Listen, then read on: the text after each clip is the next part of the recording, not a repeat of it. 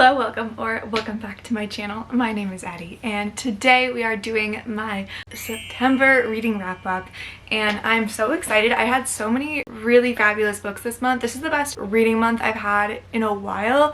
I read 6 books, which is pretty on par for what I usually read, but my motivation for reading is back and better than ever, and it gives me a lot of hope for October. I'm super excited about almost all of the books that we have chat about pretty much. We didn't really have any flops this month, which was great, and I finally started to get into some fall reading, which was lovely. It doesn't feel like fall. It's 80 degrees today. That's fine. It's fine. At least we can pretend it's fall in the comfort of the apartment. But let's just get on into the 6 books that I read. The first book I read was The Rule Book by Sarah Adams. This was kind of like my last legs of summer reading. I actually really liked this book. I'm a really big fan of Sarah Adams. I love her little standalone romances. I feel like they... Also, I'm sorry if I'm sniffling. The allergies are so bad right now, so I've been sniffling all day long. This is kind of like a continuation of the cheat sheet, which I've never read, but you don't have to read it, and I probably won't read it, but it was a fun read. So this book basically follows Nora, who is a sports agent, and she is trying so hard to like work her way up and in this like sports male dominated world. She gets assigned her first client and she's like, this is so perfect, like amazing. But it turns out her client, Derek, is her ex-boyfriend from college, and she broke his heart, and now he's very reluctant to work with her. He does not want to work with her. He's very much been yearning, been pining for all these years. She convinces him to work with her because she's like, please, I really need this, and he does, but he's kind of a jerk about it, and they come up with this rule book, like these guidelines to follow so no lines get blurred in this arrangement. But even though he agrees, he does not make it easy for her. However, they begin this arrangement. One night they both have to be in Vegas together, and they end up getting drunk and getting married. And it was very public, people know about this, so now in order to save face, they have to pretend to be married until the dust settles. This book was really good. I really enjoyed it. I felt like the romance was definitely there. I love Myself a Second Chance. I really liked Nora. She was a really fun, really bubbly character, and I really liked it. Even though she worked like in the world of sports, like she was very much her own person. She didn't conform to like being less girly, less of herself, you know? And Derek was like fine. I didn't really get any strong like indicators of his personality other than like he was like a football player. I don't know. He could have definitely been more fleshed out. I also didn't really like how he treated her in the beginning of this arrangement. He just wasn't treating her very kindly, and just making her life unnecessarily so much harder than it has to be. And it wasn't like cheating or infidelity or anything. Like, yeah, she broke his heart kind of out of the blue, but first off, it was years ago. Like, this isn't like a year out of college. Like, this happened a long time ago. She just broke, like, she has the right to break up with someone, you know? Did it hurt him? Yeah, but like, she didn't do anything like wrong. Making her life so much harder than it needed to be was, in my opinion, not needed, and kind of made me not like him very much. But then he got better, so we had a little bit of a turnaround. I did really like seeing as their relationship progressed. I did definitely get the chemistry between them, which is very much a need in a romance book. Sometimes I'm like, don't get that tension, that pining, that yearning that I need to enjoy a romance book, but I definitely got that with this one. It was so good, like when all the pieces were just like crumbling together, like it was so good.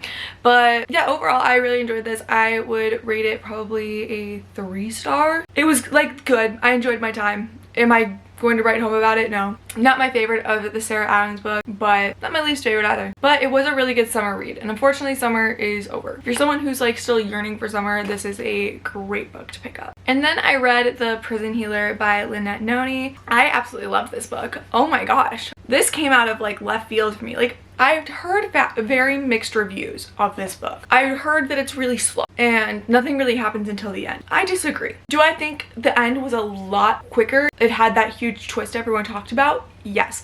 But that doesn't mean that what led up to it was like boring. And I think it's just like someone who is an avid fantasy reader and enjoyer, I'm very used to like having to wait and be patient for big things like that. That didn't bother me. I actually thought it was pretty fast paced. I flew through this book.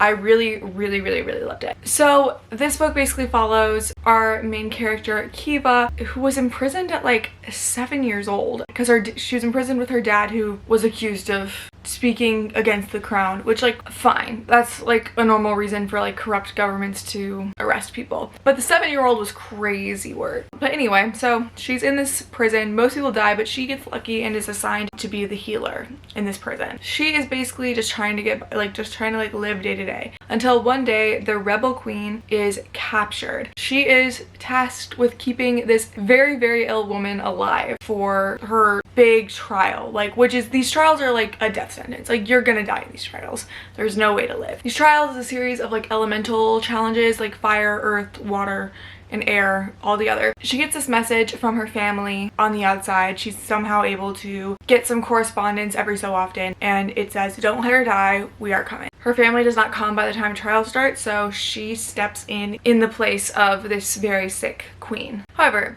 if she succeeds, her freedom will be granted and the rebel queen's freedom will be granted. But no one has ever survived these trials. So basically the book kind of follows her going through these trials. She gets the help of other people in the prison, like a new arrival named Jalen, who's a very good love interest. And there's some very unlikely friendships that form, which I like, because she's very used to like being alone, like everyone's for themselves kind of vibe. So it was really nice to see her kind of open up throughout the book and actually form friendship. So I really enjoyed that aspect of the book. We got a little bit into the magic system here between like the two bloodlines with the rebel witch and the current royalty, which was interesting. Like, one side has kind of like elemental power, hence the trials by fire and stuff. The other rebels have like healing power. So that was kind of interesting to delve in a little bit with, but the plot twist was kind of crazy. The ending, like, I read it on a plane and I was like kind of just sitting there like just jaw dropped. Like, this is crazy. If you really want a good plot twist, this book definitely does deliver. I'm definitely going to read the next one in October. I'm dying to know what happens next. I understand the way people are saying this is slow, because if I read this a few years ago, when I purely only really read romance, I would have said this is slow. I'm bored. If you're a fantasy reader and are used to like having to wait, kind of get used to the world a little bit, I don't think you'll find this boring. If you're nervous about stepping into fantasy, this wasn't like a super hard one to get into or understand the world, which was great. Made it a very quick read, which I enjoyed.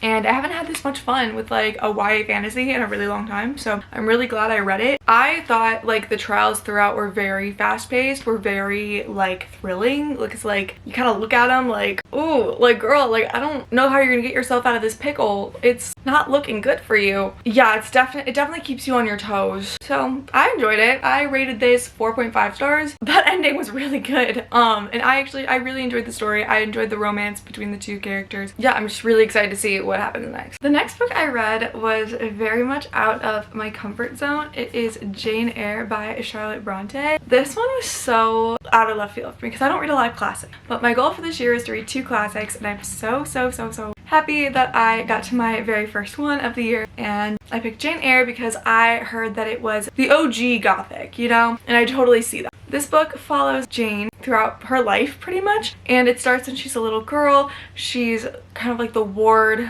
of her distant family. She's not super wanted by them. It starts off there, and then she goes to like a boarding school for orphan children, and she tries to make a little bit of a better life for herself there. And then she becomes a teacher. After that, she kind of realizes that she hasn't really seen the world. She hasn't really done much. So she decides to go and be the governess and teacher for the ward of a very rich man, Mr. Rochester. It's a very like English countryside. Oh my gosh, also, we have our girl back. And I couldn't be more happy. I'm just so happy that she's back. I've missed her very much. I feel like she's my little sidekick. Like, I can't, or I'm her sidekick, to be honest. The videos just weren't feeling complete without an Aurora appearance. While she is the governess, she develops feelings for Mr. Rochester, and it's during like the 1800s, so it goes into class dynamics during this time, and it's just kind of a very like coming of age book of Jane. I love Jane. She is an awesome character. She's very strong-willed, stubborn, intelligent. I just love her. So I loved going out with her throughout her life. It's very gothic. Like, the house was creepy. There were some creepy characters. Sometimes like you couldn't tell like what was haunted and what was not. It was very dark and spooky, and I loved it. The writing was fabulous. It's had some very beautiful lines. Honestly, I think this book is 5 stars. I loved it. Very lyrical writing. I love Jane. I thought Mr. Rochester and her dynamic was so funny, to be honest. They were very honest with each other, you know, like they talked about each other like saying they weren't attractive. Like he asked her like, do you think I'm a handsome man? And she's like, no, I don't. He calls her plain a lot, which I'm fairly certain is an insult. I think they appreciate each other's honesty, but I do think it's very funny. They're very like blunt with each other. It's not like a, oh, like love at first sight, like it was always meant to be kind of thing. It was like, no, like they're honest with each other, which is hilarious. But I really enjoyed it. Mr. Rochester is kind of an oddball. They're all kind of oddballs, to be honest, but I really enjoyed it. And I'm glad I picked this classic to read. Also, I'm kind of trying to destigma myself with classics because like I get really intimidated and scared by them because I feel like I won't understand it, but I understood it. I was fine. I feel like just it made it so much better not having to write like a 5-page essay afterwards. So the next book I read, I thought I'd include it because this is kind of how I'm viewing it. I didn't read all of Oathbringer, but I did read part 1 of Oathbringer, which was like 350 pages, so that is the length of an average size book.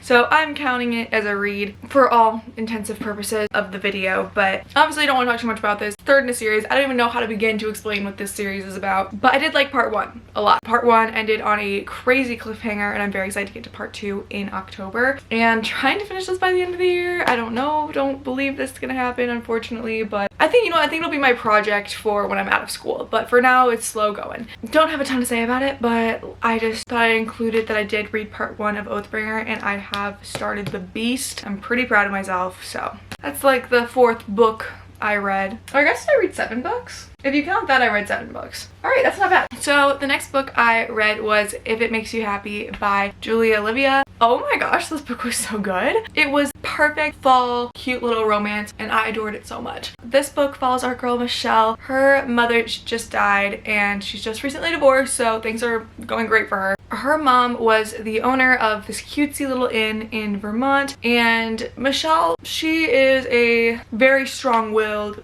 businesswoman, but her sister has inherited her mom's inn. Very bubbly, very sweet, but her sister has to graduate first before she takes over. So Michelle is stepping in for the last part of the year before her sister graduates. But she goes there, she's definitely very out of her element. She's not a super big people person. She gets to this very like Gilmore Girls type town and she's like, oh my god, this is crazy. Why is everyone like on pills or something here?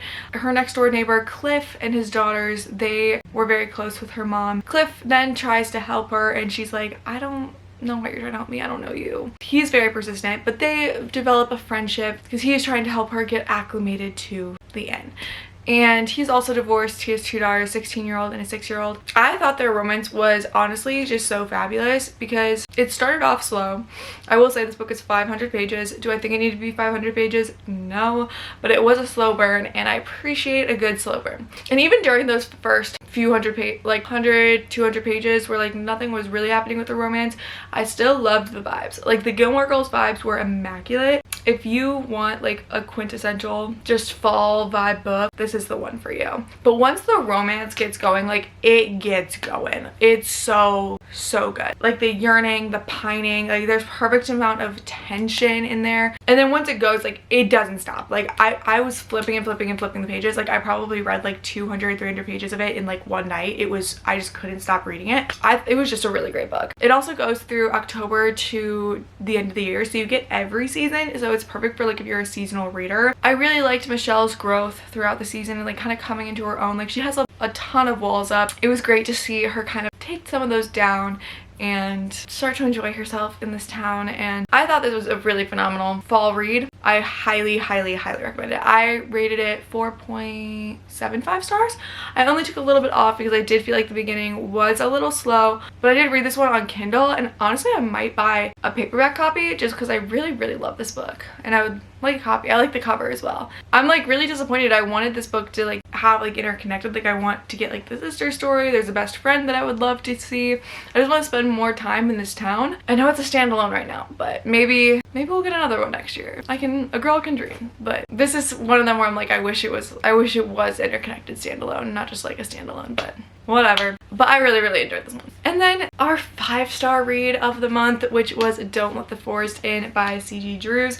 I'm actually really excited. I didn't realize this author was coming out with another book at the end of October, so we'll definitely be picking that one up. Her writing style was literally just so insanely captivating and lyrical. The story was so fast-paced. There was a plot twist at the end that literally made me stare at a wall for like 5 minutes. Like, I didn't see it coming in the least. So this book follows Andrew, and he goes to this elite boarding school. He's from Australia. The boarding school's in America. It's beginning of the new school year. He's very quiet. He's very reserved, and he likes to write very grim fairy tales. That's what it is free time. And he's like very good at it, very gifted at it. And his best friend Thomas also, he does the illustrations for the fairy tales. So they're kind of like a little team. When he gets back to school, Thomas is being really strange. Their friendship definitely wasn't what it once was, and this is very heartbreaking for Andrew because he has some very strong feelings for Thomas. He doesn't really know what to do with them.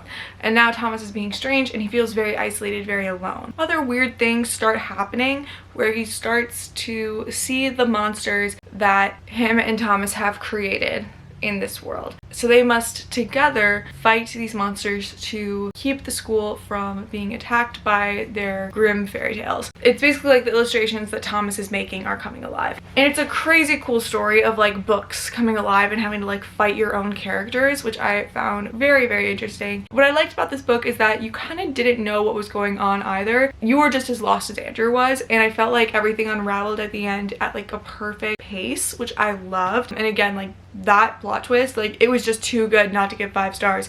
This also was a great autumn read. I would highly recommend to read it in October. It's YA horror.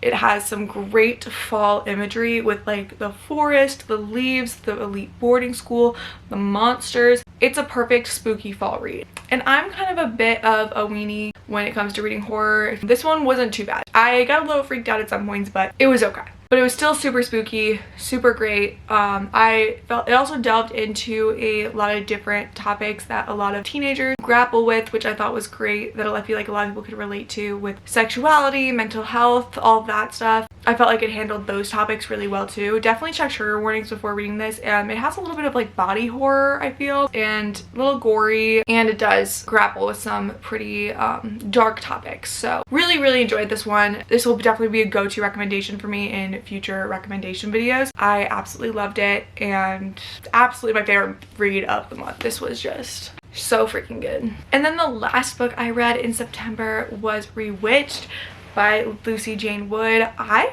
really, really loved this one as well. Like, this month just had like banger after banger. This one, when you hear the synopsis, you're gonna understand why I loved it. It's essentially about this girl. Bella is a witch, but she lives in the mortal, regular world. She just works at a cute little bookshop, lives her day-to-day life, and does very simple things with her magic. And she lives with her best friend and her little cat. Very cozy. Loved in the beginning the cozy like bookshop vibe. That was so perfect, especially in the fall, like But then she gets a letter delivered to her the night before her 30th birthday. It's essentially from her coven being like, so you need to do these trials or you will not be able to keep your powers. Because like the idea is like balance. You don't have powers from 0 to 15. You get your powers when you turn 15, and then 15 to 30 you get to experiment with your powers, grow into your own. But then 30 you are reevaluated and seeing if you are worthy to continue on having powers. This makes Bella a little bit nervous because she hasn't really done that much. Like, she's not super well practiced. Basically, the story follows Bella as she navigates these trials to keep her magic and very much grow into her own. I really like the way magic was portrayed in this book because it was very closely tied with like where she was personally in life. Like, her magic was very reflected in who she is as a person. Like, if her magic was improving, she was personally improving, and vice versa. So I thought that was really interesting of a concept. It kind of helped understand why she really, like, why it would be so devastating to like lose your powers, because like it is a part of like who you are. I loved that part. I felt like I loved her friendship with her roommate, and I loved her relationship with her mom. She gets a mentor during all this, and it's hilarious. I love their dynamic. I ended up rating this one 4.25 stars. My big issue with this, honestly, was the romance. I did not get any sense of chemistry at all between the two of them. them, they didn't interact enough, to be honest, to have any chemistry. Like, it's not even their fault. Like, maybe if they had more scenes together, it would make more sense. Most of the book was kind of him just like following her around like a dog and her ignoring him until like the last minute. I don't know.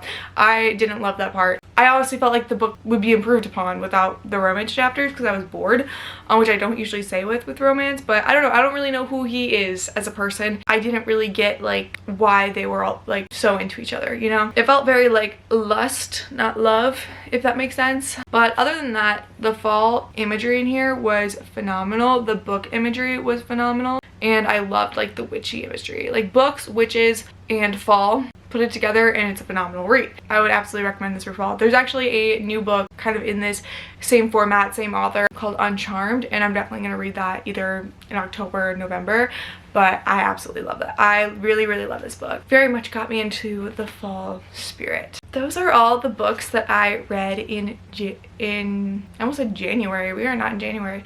In September. I really loved like all the books that I read. Like, there were never any books that I didn't like, which is always a win. But I had the best reading month and I'm so excited to see what October brings. For these two books, plus If It Makes You Happy, I have a fall reading vlog that is posted on my channel. So if you want to know more of my thoughts on these books, there's much more in-depth review on there. And those are my 3 favorite books I read during the month. So I'm glad those are in a vlog. That brings us to the end of today's video. Thank you guys so much for watching. Please comment down below what was your favorite book you read in September. I'm so interested, and which books are on your October TBR. If you guys want to see more of my videos, please like, comment, and subscribe. Let me know what kind of other videos you would like to see from me. Thank you guys so much for watching today's video. I hope you guys enjoyed. I hope you guys have such a fabulous week, and I can't wait to see you guys soon. Bye!